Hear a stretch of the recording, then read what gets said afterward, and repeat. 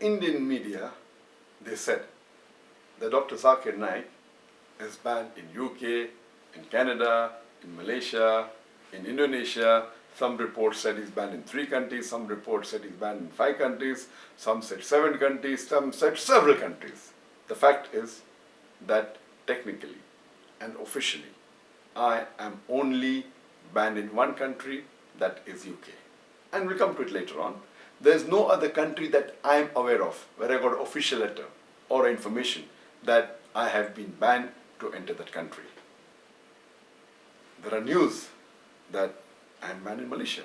In fact, hardly 3 years back, in November 2013, I got the Toko Mahalijri Award, which is the highest award in Malaysia given by the King of Malaysia and the Prime Minister of Malaysia. Imagine the intelligence of Malaysia, but natural, they made my records and then gave this award to me.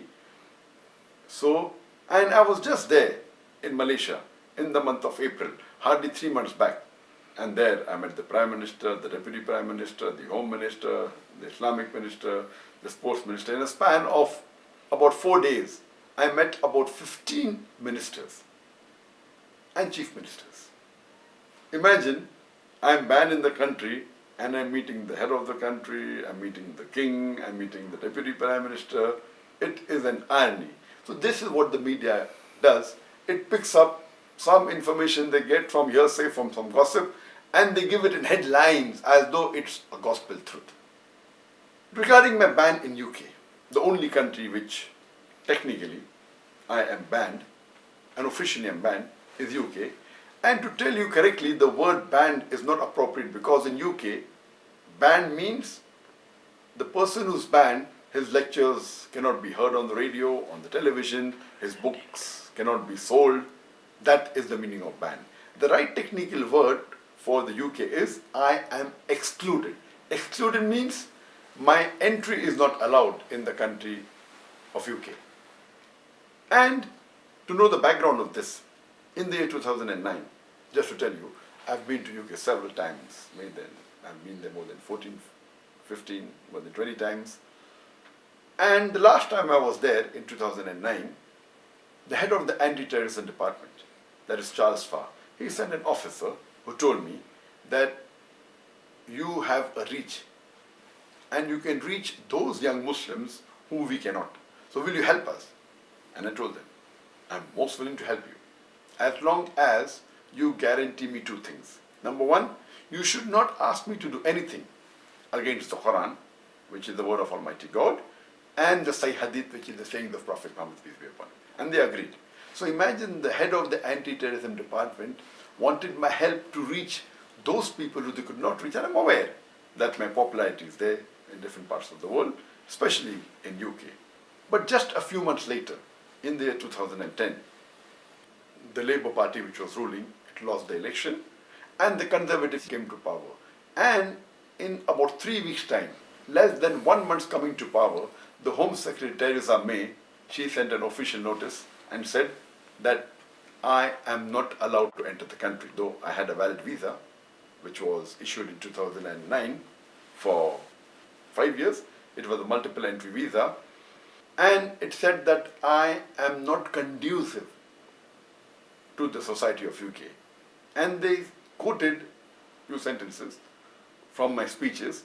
And one speech she quoted that I gave in UK was that I said in my speech in UK that I condemn the 3,000 Americans killed in the 9/11 attack. I condemn more than 50 people killed in the tube bomb blast in London.